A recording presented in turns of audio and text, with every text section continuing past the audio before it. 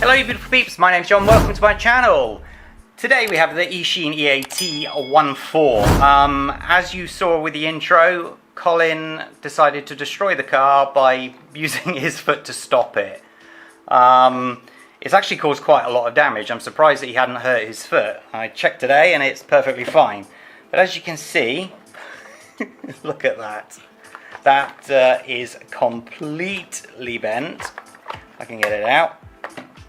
Look at that. It's as bent as you can get, really. And also on the bottom, you can see here that this is completely flat and this one is less flat. So I thought the best thing to do is to take it apart and try and fix it. What I thought I'd also do is take the opportunity to see if the 144001 parts fit. This is obviously an older one, this is also an old part, but it'd be nice to see if we can just buy 144001 parts, which will be a lot easier for us all. So, job number one will be to undo the steering here, just to give us more room to play with. There you go, it all pretty much falls apart from that point. Suspension here needs to come off.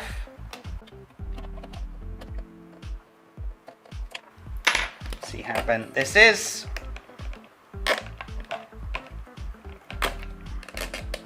Oh, not at all. That surprises me. I'm just going to put this back in position.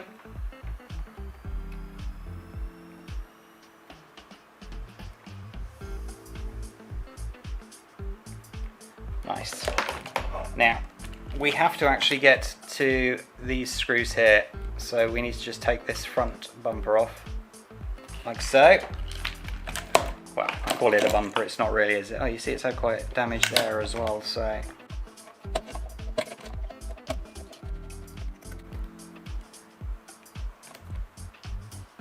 There's the screws there that go with it. Okay. Now you can see that that gives us access to the screw there. Now, this new design actually has a nut on the other side here, which is different to what WO Toys and Eachine, well, WO Toys usually do. Obviously this is Eachine, but it's not really, it's a WO Toys, we know that. So that nut has to come off at the same time as undoing the front there. So I'm going to use my trusty pliers here. If I can get in. Ew.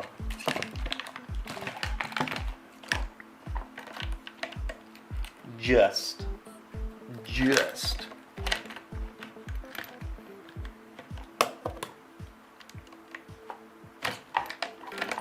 Come on.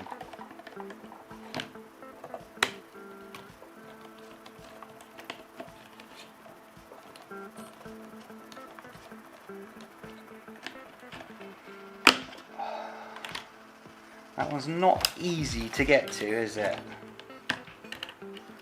I'm just going to take this one off here.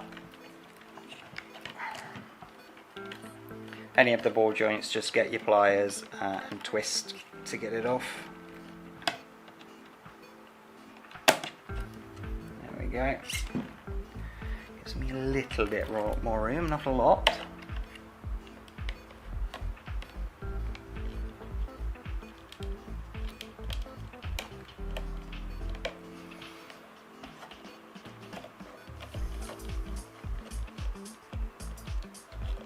Sorry you can't see it from this angle, but I'm having to grip as tight as I can.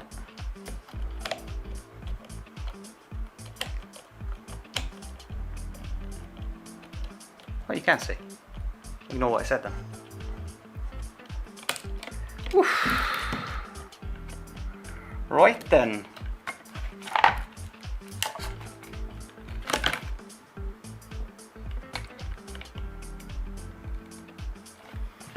Push it through, and there you go. All falls off. Lovely jubbly. That can just go to one side. Keep those bits together, and now you can actually see the crash damage. This is what it should look like. Whoops. So what we'll do, let's just get this off. Make sure that you hold the drive shaft behind, or else it will just spin, which you don't want.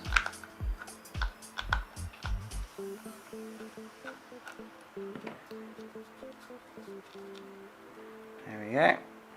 That comes off. Hex comes off. Make sure you keep this pin safe, very important. And now this should come out like so. As you can see, the bearings come with it as well, but that's not a problem.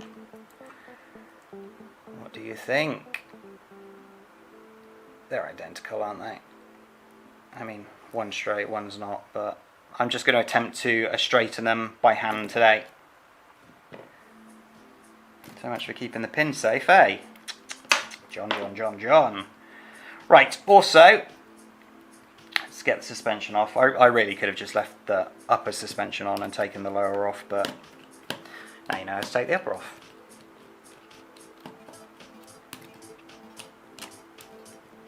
There we go. I'll leave that screw actually in the shock absorber as well. What we need to do is undo this screw here. Let me show you how it works. You've got to undo the screw here, and it allows for the pin that you push from this side to come out, you see. If you don't undo this screw, the pin's got nowhere to come out. So now you can clearly see the pin there. So I will grab this. Hopefully that will fit.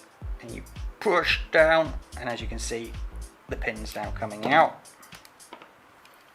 And you just grab it like so. And that is now free. Very good indeed. I don't need that anymore, so I'll put that back. So, they are identical, aren't they? But what I want to do is I want to bend this back into position. Not everybody has the cash to just buy new parts. That including myself for a very long time, so I appreciate what that's like. So what I'm going to do is use this ruler to keep this part straight. I have heated up these things before, but as what was pointed out to me, it's not needed. So, as it's not needed, I think it's needed, but I've been told it's not needed. So, there you go. I suppose the argument's there to be said that if it bent without heat, then it can be bent back without heat. So, you don't have to use a ruler, just look, find anything you've got that's flat. Like so. So now you can see I can actually get in there and grip.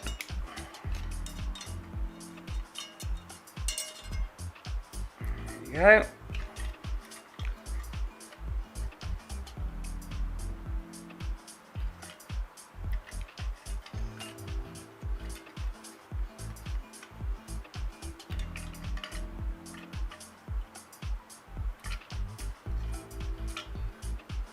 Not bad.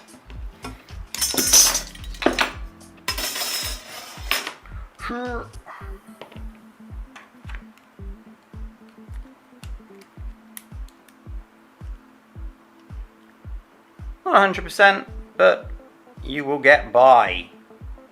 It's all about saving money, ladies and gents. Now, this one, you have to be very careful with it. Take a little bit more time on it. I'm obviously not going to. I don't listen to my own advice, but it's worthwhile taking a few more minutes to line everything up properly. Because if it's not completely straight, you are going to get a slight, vibration, but it's not going to be huge. So, I'm going to roughly where the bend starts. Too much.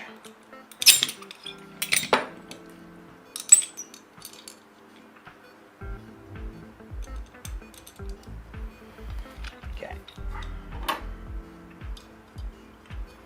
Gonna go as close as I can. No,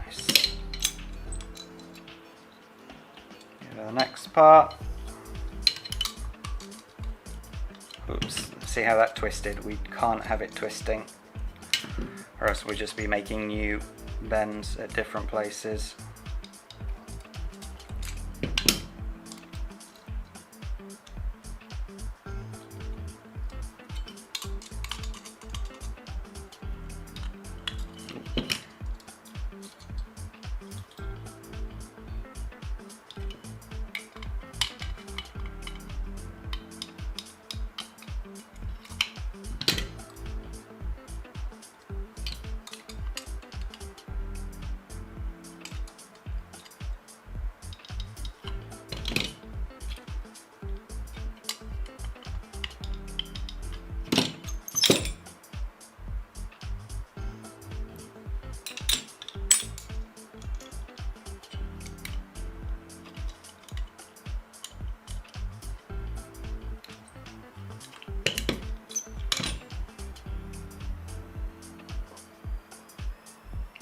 Not my best work, but by far not the worst either, so I'm happy with that. So, let's put it back together, shall we?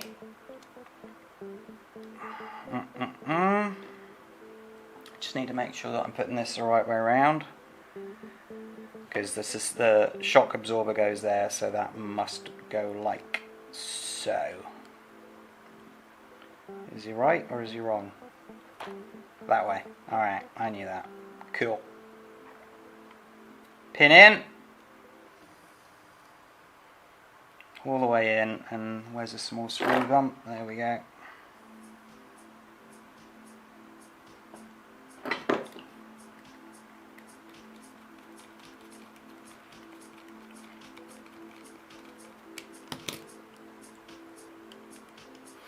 You've got your bearing there and the inside bearing there, so you need to make sure that both are still there when you put this back together.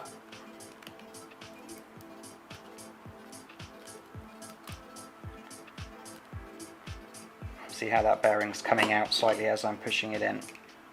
You know when it's in position because then the hole there is being shown. Excellent, excellent. I'm not going to do all of that yet, the hex and whatnot. I'm going to get this put back onto the car.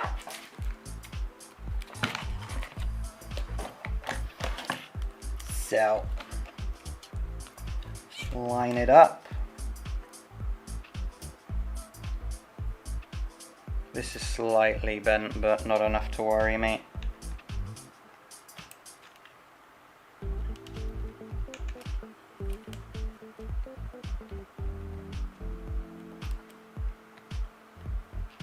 Come on.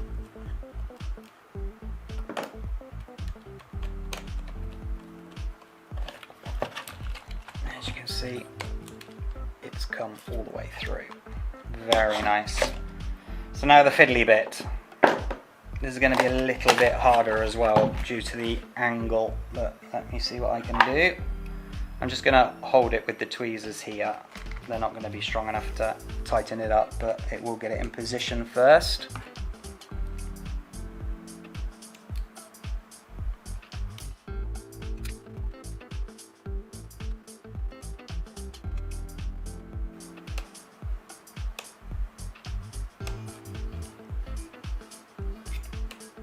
Nice.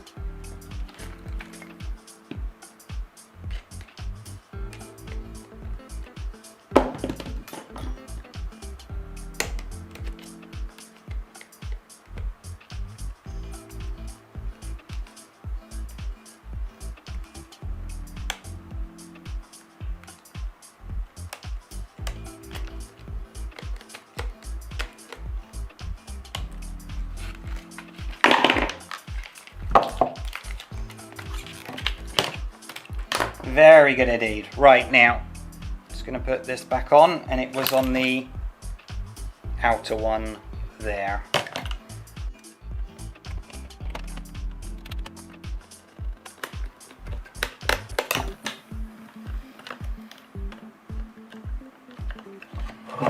Make sure that you put your CVD, dog bone, drive shaft back into position like so. Ooh. See that that's now back in, and then you can just use the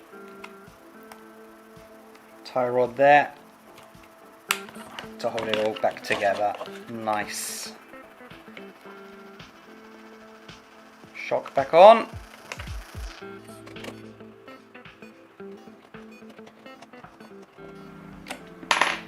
Very good. Then I need to put the steering arm back on, so that just goes there. Nope. Yes. And so, now onto the wheel. You have the pin. Try and have it diagonally, or not diagonally, horizontal, so that it doesn't fall off. Obviously that pin feeds into that. Very nice. Wheel nut. People ask how much to tighten these up. Obviously it's quite hard to show you, but I usually do it as much as I can and then back a quarter of a turn. But if it's running free like that, that's correct. Wow. If you have a look on the actual drive shaft itself, or CVD, dog bone, right here, see how it is slightly out of shape, but not enough to cause any issues. Last but not least,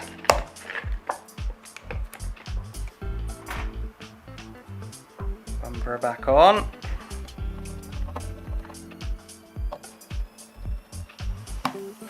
Gorgeous, absolutely gorgeous. There we go. Back to full running ability. So, hope you found it useful. Hit that like button, subscribe to the channel. I'll catch you next time. Take care. Bye bye.